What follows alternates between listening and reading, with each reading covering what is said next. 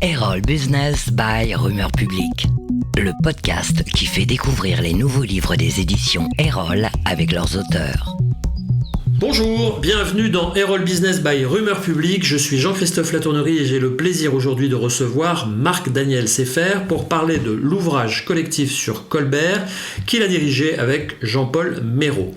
Bonjour Marc-Daniel et merci de participer à ce podcast. Bonjour Jean-Christophe, merci de m'avoir invité. Vous êtes maître de conférences honoraires en sciences de gestion, chercheur associé au laboratoire CNRS Framespa de l'université Toulouse-Jean Jaurès et vous êtes rémois comme Colbert et vous présidez l'association Colbert 2019. Tout le monde connaît Colbert, le grand Colbert, ou plus exactement nous croyons le connaître grâce à quelques souvenirs de nos manuels scolaires. Mais en réalité, 400 ans après sa naissance, Colbert et son œuvre méritent d'être réexaminés et en profondeur. C'est tout le propos de ce Colbert sous-titré « Une source d'inspiration pour les décideurs d'aujourd'hui ». Les auteurs examinent tour à tour toutes les dimensions du colbertisme et en dégagent 3 principes complémentaires. Une vision à long terme, une approche intégrant l'ensemble des politiques sectorielles, une méthode pragmatique reposant sur des enquêtes de terrain. À l'évidence, ces principes sont toujours d'actualité, d'autant plus que se pose avec insistance la question de la souveraineté économique de la France et du rapatriement dans nos usines locales de production stratégique ou simplement essentielle. L'histoire du contrôleur général des finances de Louis XIV est riche d'enseignements où l'on retrouve des mots de notre vocabulaire très actuels. Protectionnisme temporaire, investissement public dans les infrastructures, recherche et développement, formation, effort industriel, stimulation de l'innovation, organisation des filières d'amont en aval, création d'entreprises d'État, n'oublions pas que Saint-Gobain fut créé en son temps par Colbert, et enfin, soutien aux initiatives privées. Certes, l'époque est différente et ô combien Colbert exerçait ses talents sous la monarchie absolue de Louis XIV, l'Europe n'est plus un champ de bataille et la mondialisation s'est imposée. Certes, les technologies ont fait de nombreux progrès, néanmoins, le colbertisme est toujours vivant. Les auteurs de ce Colbert ont approché le sujet sous plusieurs angles, en commençant par retracer l'histoire et l'itinéraire sinueux d'un jeune ambitieux. Au-delà de l'histoire personnelle, les auteurs analysent ensuite la politique de Colbert au service d'une certaine vision de la France et de sa souveraineté. Ils abordent ensuite l'image de Colbert et du colbertisme depuis 4 siècles, avant d'analyser les politiques inspirées du colbertisme du 19e au 21e siècle, en France, en Europe et jusqu'en Chine, mais aussi dans des secteurs très modernes tels que la pharmacie, l'aéronautique ou le numérique.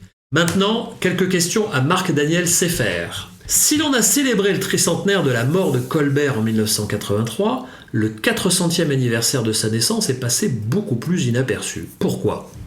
Jean-Christophe, il ne nous a pas échappé qu'à la fin des années 70, initié par Margaret Thatcher et puis Donald Reagan, il y a eu un grand virage dans l'économie mondiale, puisque les programmes d'intervention de l'État, qui avaient pris naissance aux États-Unis avec le New Deal, avec aussi le Lord Beveridge au Royaume-Uni, le Parti travailliste, mais aussi dans le gouvernement de coalition, et puis avec le Conseil national de la résistance en France et dans d'autres pays, eh bien ces politiques interventionnistes de l'État, dites keynésiennes pour faire vite, ou capitalisme mixte, ont été remises en cause au profit d'un désengagement de l'État et aussi d'un libre-échange le plus grand possible, ce qui a complètement transformé l'économie mondiale. Colbert, finalement, c'était un peu le symbole pour tous les libéraux, puisqu'il faut s'appeler comme ça pour faire vite, de l'interventionnisme de l'État qui rejetait. Colbert est un acteur du roman historique français qu'on a tous lu dans nos manuels scolaires, un peu issus de la Troisième République. En quoi l'image que nous en avons est différente de sa réalité ? Alors, c'est compliqué, parce que d'un côté, les images qui ont été données par les livres de la Troisième République disent des choses qui sont vraies, et puis d'autres qui sont évidemment idéalisées. Alors, ce qui est intéressant à voir, et même c'est l'ironie de l'histoire, c'est que Colbert était au service, comme vous l'avez dit, d'un monarque dit absolu, Et en réalité, après sa mort, et même d'ailleurs peut-être du temps de Louis XIV, il n'était pas toujours très aimé pour des tas de raisons.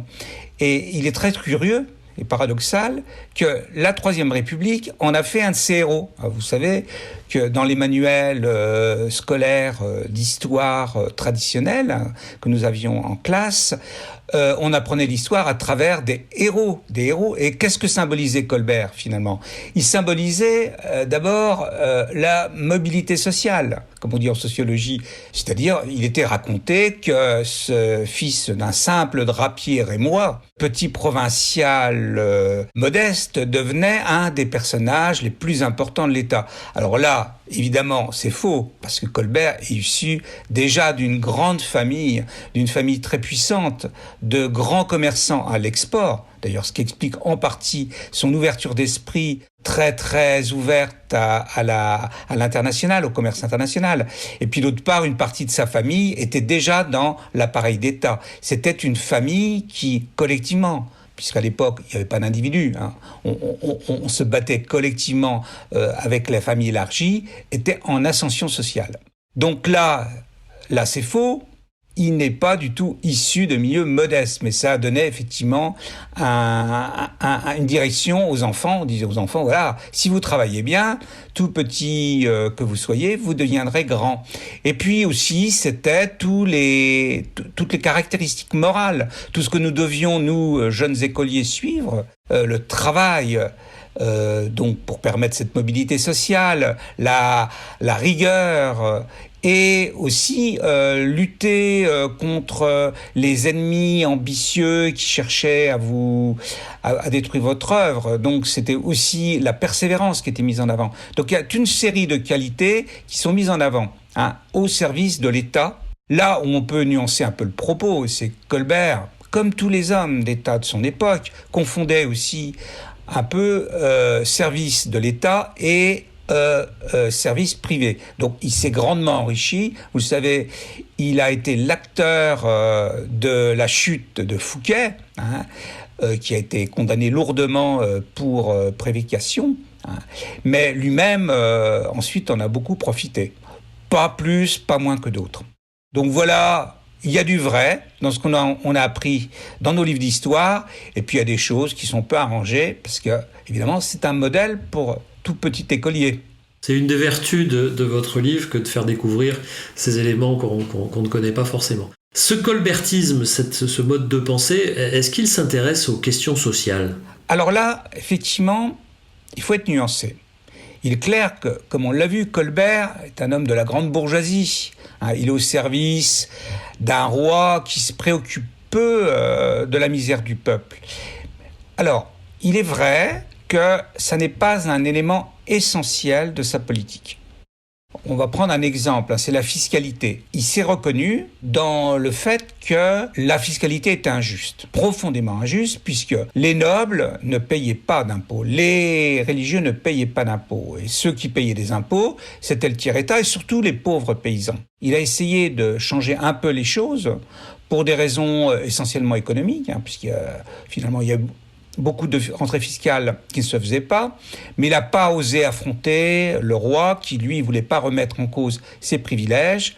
Bon, c'est le grand Vauban, le grand constructeur, grand architecte, mais aussi penseur social, qui, dans la dîme royale, remet en cause, effectivement, cette injustice sociale grave, d'ailleurs, qui est une des raisons de la chute de l'Ancien Régime. Donc, dans le colbertisme initial, il n'y a pas véritablement de politique sociale. Et cette pensée de Colbert, elle s'est exprimée dans le cadre d'un État, la France. Est-ce que cette pensée est limitée à l'État-nation ? Ou dit autrement, le colbertisme peut-il s'appliquer à l'échelle de l'Europe ou d'un groupe de pays ? Alors, à l'époque, il est clair que le colbertisme, qui fait partie, de manière plus générale, du courant mercantiliste, est associé à la construction des États-nations. Il faut rappeler que l'État-nation s'impose à la fois contre les pouvoirs féodaux qui avaient triomphé pendant la Fronde, et aussi contre les grands empires, l'Empire austro-hongrois. Donc l'Empire des Habsbourg plutôt, l'Empire austro-hongrois étant un des avatars de l'Empire des Habsbourg. Mais effectivement, à l'époque, il s'agit de construire un État-nation fort. Et toute la politique colbertiste cherche effectivement à faire rentrer de l'argent pour financer cet État, et en particulier son noyau dur, qui est l'armée.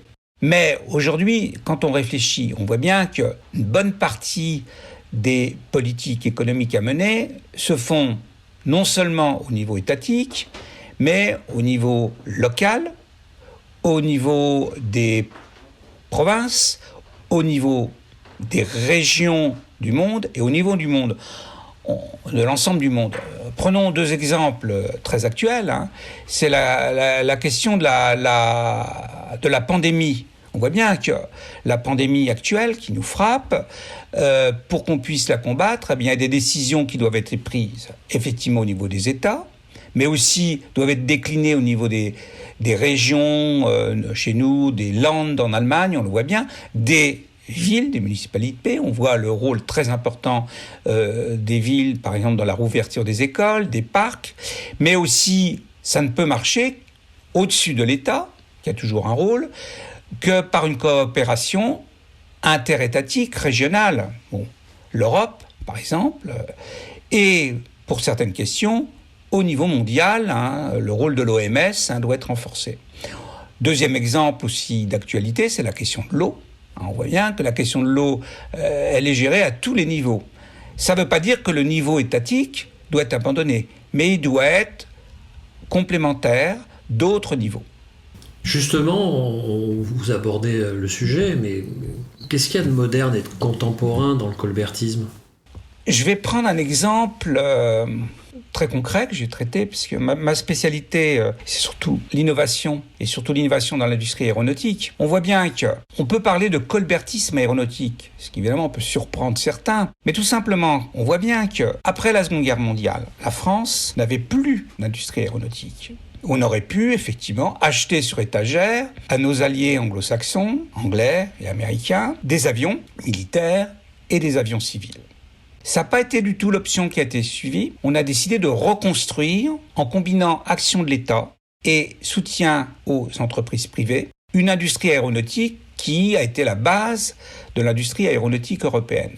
Eh bien, quand on regarde ce qui a été fait après la libération, et de manière continue, quel que soit le gouvernement, il y a une grande continuité des gouvernements de la 4e République et de la 5e République, eh bien ça ressemble de très très près à ce que Colbert avait fait quelques siècles auparavant pour reconstruire la marine de guerre et la marine commerciale, qui n'existait plus après la Fronde.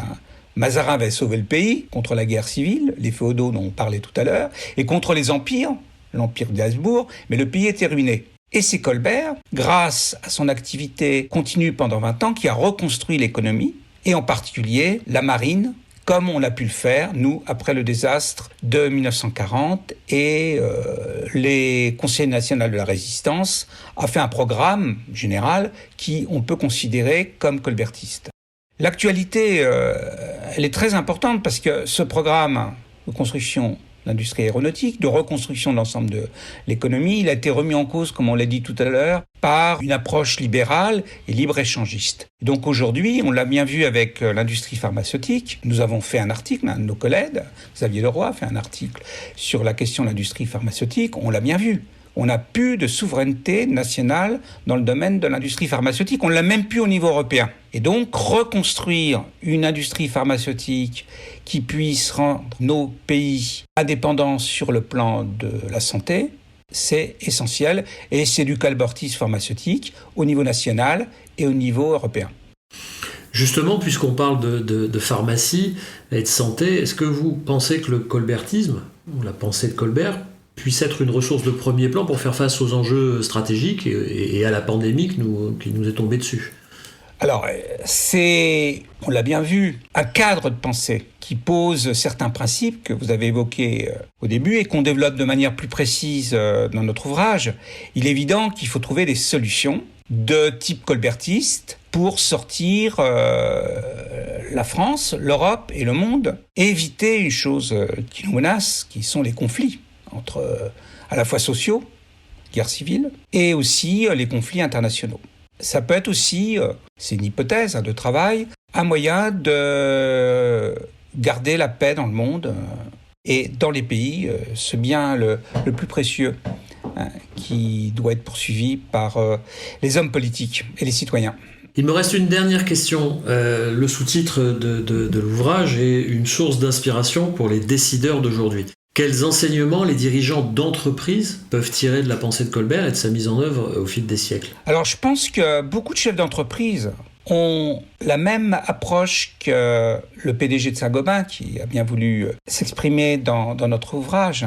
Il a bien compris que Colbert, ça n'est pas du tout un étatiste à tout crin. C'est un pragmatique. Ils comprennent bien que si on veut aller de l'avant, en particulier dans le domaine de l'innovation, c'est la coopération entre les entreprises privées et les États et une politique de long terme qui permettra aux entreprises de pouvoir, et dans la situation actuelle c'est essentiel, innover et être prospères et apporter aussi de l'emploi à la population. Notre pays et dans tous les pays du monde, effectivement, ça se pose à peu près de la même manière. Il me reste à vous remercier. Merci Marc-Daniel Seffer pour cet ouvrage « Colbert, une source d'inspiration pour les décideurs d'aujourd'hui », un ouvrage des éditions Erol. À bientôt donc pour un nouveau podcast Erol Business by Rumeur Publique.